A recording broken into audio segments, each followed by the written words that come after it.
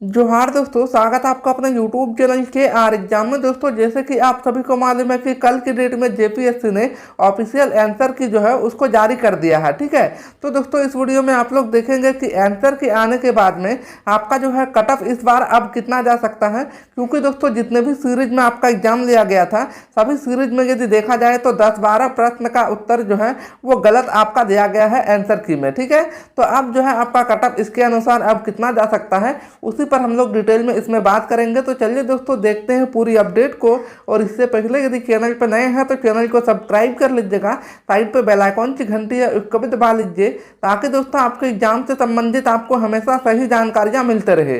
तो चलिए दोस्तों देखते हैं पूरी अपडेट को। सबसे पहले बात करते हैं कि देखिए, जब आप लोग एग्जाम देकर आए थे उसके बाद अपने अपने आंसर के जब आप लोग मिला रहे थे, चाहे गूगल के माध्यम से हो चाहे आप लोग यूट्यूब के माध्यम से हो, कहीं से भी अपने आंसर के मिला रहे थे, उस समय ज़्यादातर स्टूडेंट का जो नंबर ऑफ क्वेश्चन सही हो रहा था दोस्तों, वो लगभग 130 से 140 के बीच में बहुत सारे स्टूडेंट का जो है वो नंबर ऑफ क्वेश्चन जो है वो सही हो रहा था। ठीक है, और यही स्टूडेंट का यदि देखा जाए तो कल की डेट में आंसर की आने के बाद में यही सभी स्टूडेंट अभी लुढ़क के 110 में आ चुके हैं। मतलब 110 से 115 के बीच में इन सभी स्टूडेंट का जो है वो नंबर ऑफ क्वेश्चन जो है वो सही हो रहा है। ठीक है, तो दोस्तों ऐसे में अब आपका कट ऑफ जो है वो कितना जा सकता है, अब इस पर बात करते हैं। देखिए दोस्तों, अब बात करते हैं कि सबसे पहले यूआर कैटेगरी मतलब जनरल कैटेगरी का जो कट ऑफ है वो आपका कितना जा सकता है अब। ठीक है, आंसर की आने के बाद देखिए दोस्तों, यदि आपका नंबर जो है वो लगभग 110 से 115 के बीच में नंबर ऑफ क्वेश्चन यदि आपका सही हो रहा, मतलब यदि नंबर देखा जाए तो 220 नंबर भी यदि आपका आ रहा तो फिर आप लोग सेफ जोन में मानिएगा।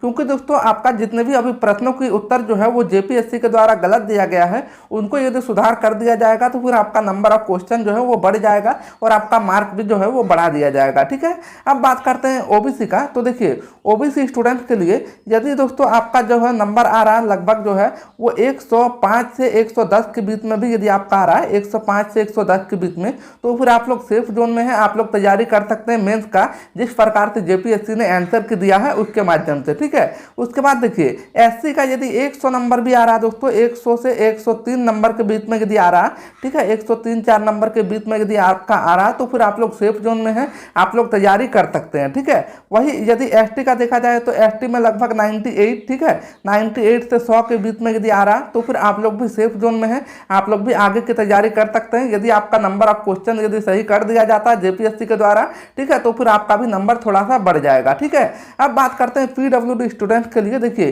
पीडब्ल्यूडी स्टूडेंट के लिए दोस्तों यदि आपका 90 नंबर भी आ रहा है ना, 90 नंबर, ठीक है 90 से यदि 95 के बीच में यदि आपका ऐसे में आ रहा, ठीक है क्वेश्चन नंबर ऑफ क्वेश्चन जो है वो यदि सही हो रहा तो फिर आप लोग जो है सेफ जोन में है, आप लोग तैयारी कर सकते हैं। ठीक है, अब बात करते हैं अदर कैटेगरी के लिए। अदर जितने भी स्टूडेंट हैं यदि कुल मिलाकर देखा जाए तो आपका 100 नंबर यदि कोई भी स्टूडेंट का आ रहा है, 100 यदि प्रश्नों की संख्या मतलब यदि 100 प्रश्न आपका सही हो रहा है दोस्तों, तो फिर आप लोग आगे की तैयारी में लग सकते हैं। ठीक है, और बाकी देखा जाएगा जब जेपीएससी का जो रिवाइज आंसर की आएगा, ठीक है आंसर की अब आप लोग ऑब्जेक्शन कीजिएगा। ठीक है, उसके बाद जो है आपका रिवाइज आंसर की आएगा, उसके बाद फिर आपका थोड़ा बहुत बढ़ सकता है नंबर। और यदि 100 से यदि आपका ज्यादा नंबर है, ठीक है तब तो कोई दिक्कत है नहीं, कम से कम 100 नंबर है तो फिर आप लोग आराम से तैयारी कर सकते हैं। ठीक है दोस्तों, उम्मीद करता हूं कि आपको लगभग सभी जानकारियां मिल गई होगी।